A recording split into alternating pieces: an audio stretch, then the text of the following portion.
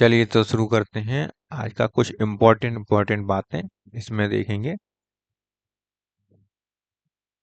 देखिए, ये है अनुवंशावृद्धि के आणविक सिद्धांत का वैज्ञानिक विवरण। कुछ वैज्ञानिक विवरण मतलब साइंटिस्ट के बारे में इसमें बताया गया है। देखिए,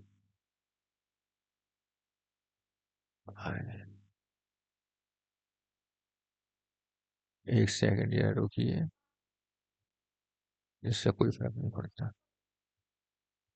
हाँ, देखिए ये फ्रेडरिक मीशर है। पहला साइंटिस्ट कौन है? फ्रेडरिक मीशर है। उन्होंने 1869 में न्यूक्लियन की पहचान करी थी। खोज क्या है इनकी? फ्रेडरिक न्यूक्लियन की पहचान करी थी।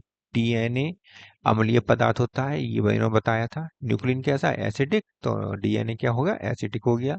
मुख्य निष्कर्ष क्या निकला कि डीएनए एक अम्लीय पदार्थ है जिसे न्यूक्लियन नाम दिया। इन्होंने क्या नाम दिया? न्यूक्लियन नाम दिया। और क्या दिया हुआ है इसमें? कोशिका केंद्रक से पृथक्करण। और प्रक्रिया क्या है? कोशिका और केंद्रक से पृथक्करण है। कोशिका केंद्रक तकनीक क्या निकाली इन्होंने? कोशिका से केंद्रक निकाल के अलग करके तब ये बताया।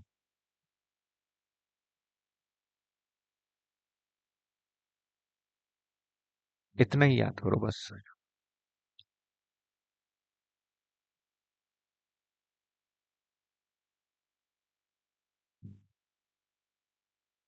अगला है जेम्स वाटसन और फ्रांसिस क्रिक ने। पहले ये देख लो कि ये दिख भी रहा है तुम्हें या नहीं दिख रहा है। दिख ही नहीं रहा है, ऊपर करो इसे। अब दिखा? जेम्स वाटसन और फ्रांसिस क्रिक ने 1953 में डीएनए का द्विहेलिकल मॉडल दिया एक्सरे विवर्तन डेटा द्वारा। और जिन्होंने एक्सरे विवर्तन डेटा किसने दिया था? विल्किंसन और फ्रैंकलिन द्वारा दिया गया था। इसके आधार पर डबल हेलिकल मॉडल दिया था। Double helical model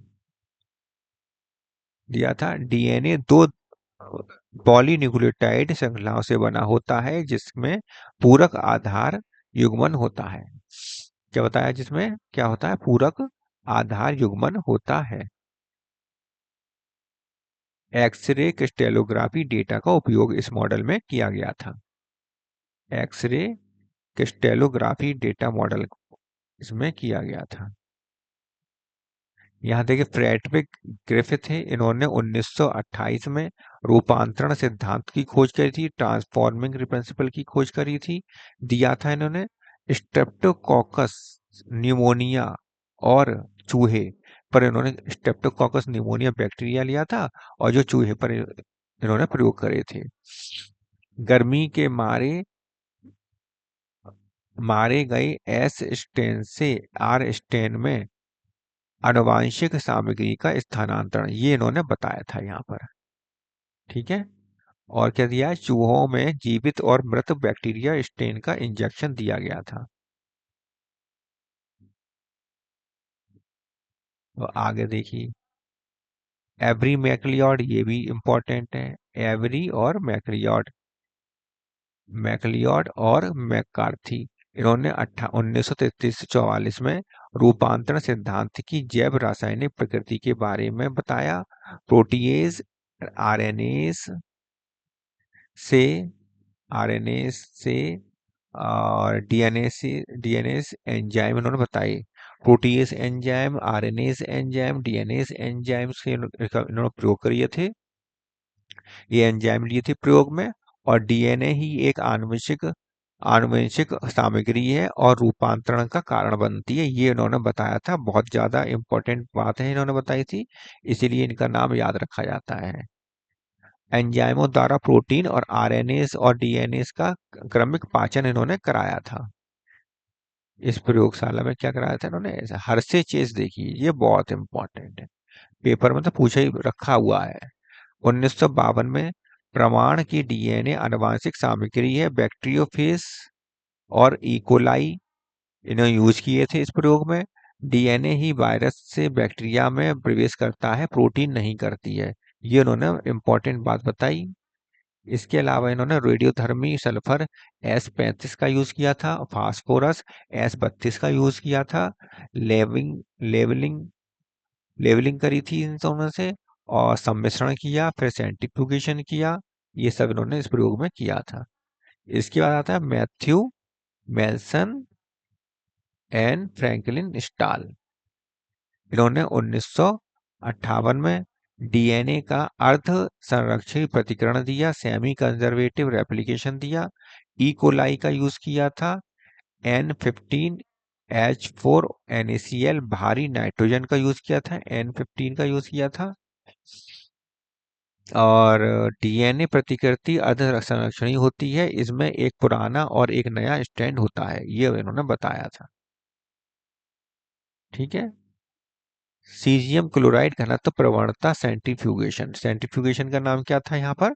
caesium chloride घनत्व प्रवणता सेंट्रीफ्यूगेशन का यूज किया गया था।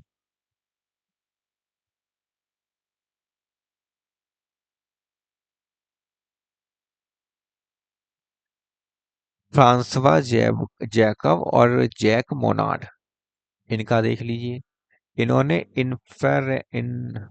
इन्फ्रेड लैक ऑपरन सिद्धांत दिया था, और ई कोलाई और लैक्टोज का यूज किया था। जीन अभिव्यक्ति का विनिमयन ऑपरेन तंत्र के माध्यम से होता है, ये बताया था इन्होंने। और क्या बताया? किसका यूज किया था? जीन विनिमयन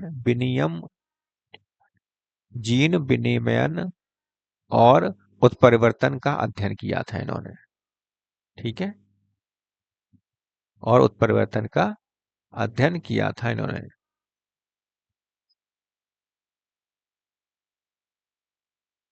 और देखिए,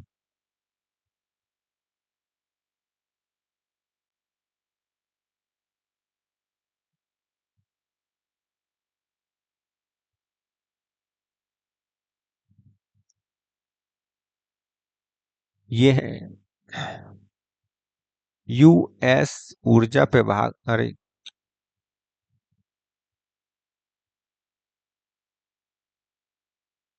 हाँ, यही है, सही है। सही तो पढ़ रहे हैं। यूएस ऊर्जा विभाग और राष्ट्रीय स्वास्थ्य संस्थान, इन्होंने 1990-1903 तक क्या करा? मानव जीनोम परियोजना चलाई थी, एचजीपी से कहते हैं। मानव डीएनए पर इन्होंने वर्क किया था, उसके बेस पेयर चेक किए थे इन्होंने। और क्या था? मानव जीनोम में उन्होंने क्या बताया? मानव जीनोम में लगभग 3.3 10 की घात 9 आधार युग्म और 30,000 जीन होते हैं, ये इन्होंने बताया इसमें। ठीक है, ये बताया। और क्या बताया इन्होंने? स्वचालित डीएनए सीक्वेंसर और जैव सूचना विज्ञान के बारे में इन्होंने बताया। अगला है एलेक्स जेफरिक। एलेक्स जेफरिक जो है, इन्होंने इन्फ्रारेड डीएनए फिंगरप्रिंटिंग के बारे में बताया। डीएनए फिंगरप्रिंटिंग के बारे में बताया। VNTR variable number of tandem repeats का यूज किया इन्होंने। डीएनए बहुरूपता का उपयोग किया, व्यक्तियों की पहचान के लिए किया जा सकता है। डीएनए बहुरूपता का प्रयोग इन्होंने व्यक्तियों की पहचान के लिए किया। और सदर्न ब्लॉट हाइब्रिडाइजेशन और ऑटो रेडियोग्राफी का इन्होंने के बारे में बताया।